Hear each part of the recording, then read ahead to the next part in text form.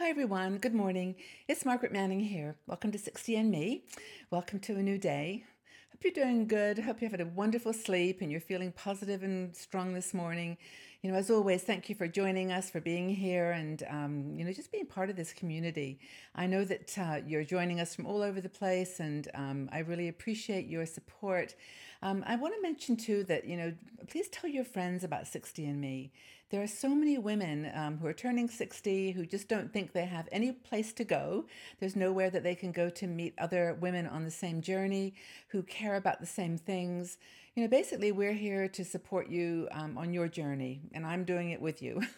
We talk here about well-being. We talk about travel, beauty, makeup, fashion.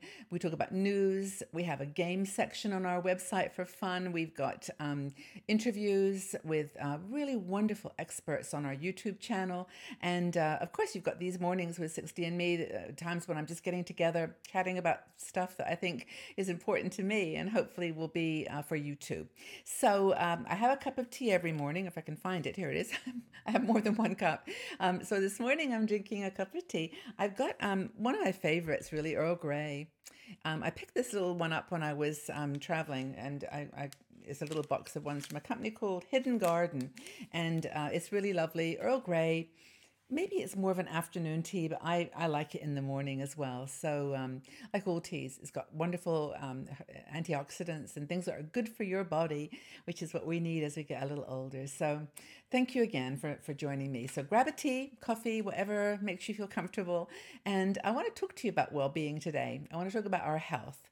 And especially, I want to talk about our heart health.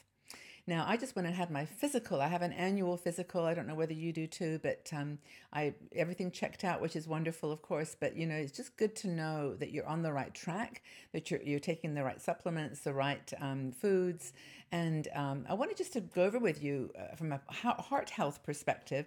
Well, one of our experts, a doctor, Elizabeth Clodis, it's Elizabeth Clodis, says about our the four food groups that are best for our healthy heart.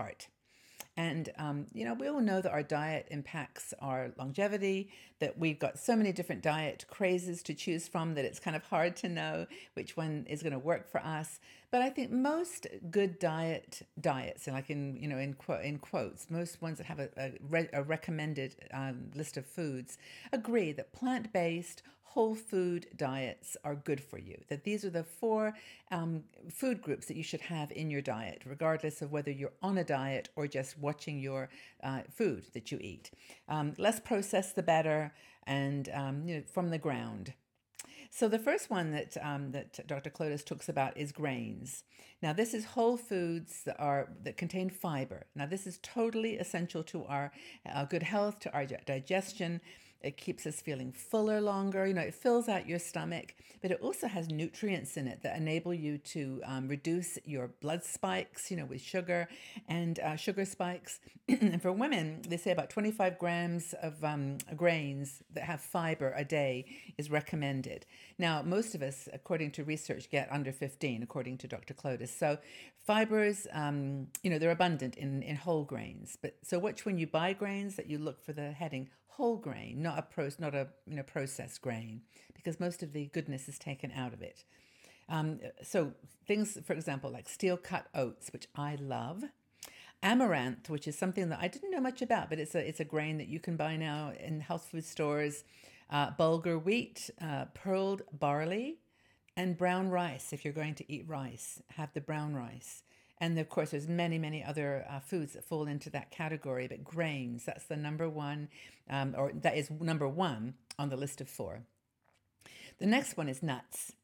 And Elizabeth says, I can't emphasize enough how important nuts are. Nuts, nuts, nuts. And thank goodness I love them because I have a cupboard full of jars of Brazil nuts, pecans, walnuts, almonds, and then seeds as well. But that's another story. But anyway, nuts are good for you. Careful that they also have calories. And so don't grab like a cup full of nuts, but just a handful of almonds is super good for you. And somebody actually left me a message the other day saying that for sleeping problems, I wake up early sometimes in the middle of the night, a few almonds is good for you. So that's, they're good for this source of L-arginine. I don't know what that is, but Dr. Clotis says that it's good for you. It dilates your arteries, it improves blood flow, and it helps lower blood pressure. It's really, really important. So Harvard study that we linked to in the article shows that nuts really do help improve heart health. That's important. Now, fruits. Fruits are full of antioxidants. They fight inflammation, which is really one of the number one causes of heart problems. In fact, inflammation causes arthritis. It causes all kinds of, that's what causes these things that trouble us. So diets that are high in fruits and vegetables and low in salt, in sodium, really do work to lower the blood pressure. They mix fruits up, she says, because they're all unique and they all have different nutrients in them. So, for example, apples contain flavonoids that reduce tension on your arteries. That's important. Bananas, and they contain calcium and magnesium, which are very, very important to have together in our diet. Also, they help to lower the blood pressure. So these are all, you can see how it's all going together. The blood pressure and that what it does to your heart is so, so important. Kiwi is a good source of vitamin E, which I didn't even know existed, but it keeps that LDL, that bad cholesterol, low. So those are, from fruit perspective, really important. So that's the third category. So we've got grains, nuts, fruits. And the fourth one, which I have to admit, I'm not a big person on this, but I sure am now that I've read this. This is seeds.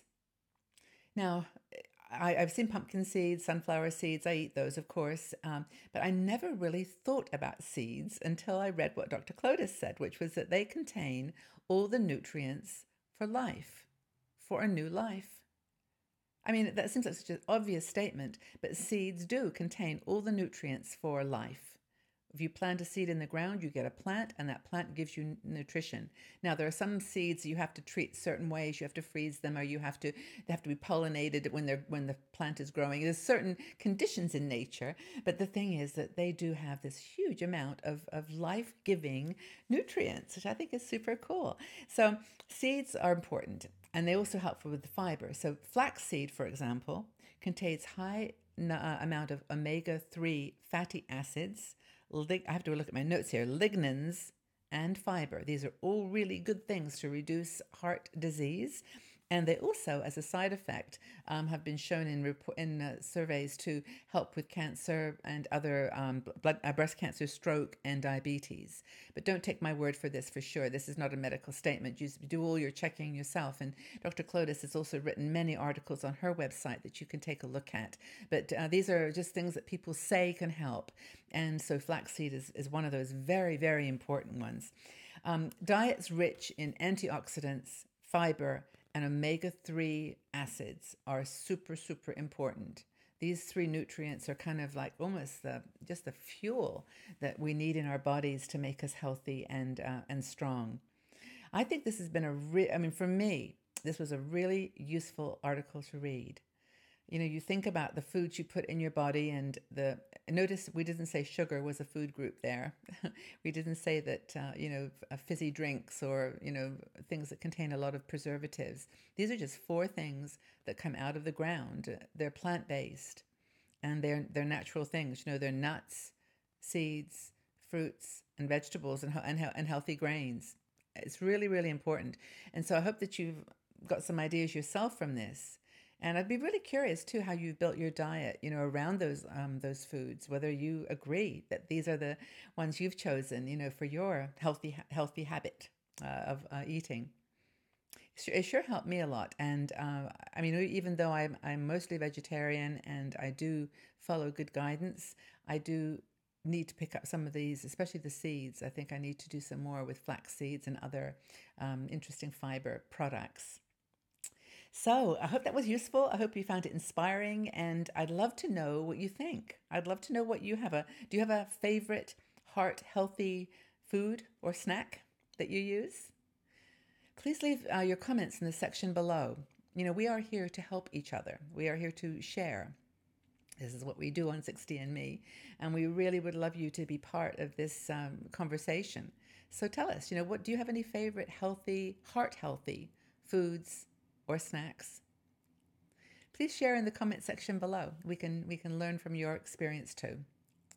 Well, I hope that you have a great day. I hope that you've got a nice meal for one of your meals ahead of the day to enjoy and stay healthy and well.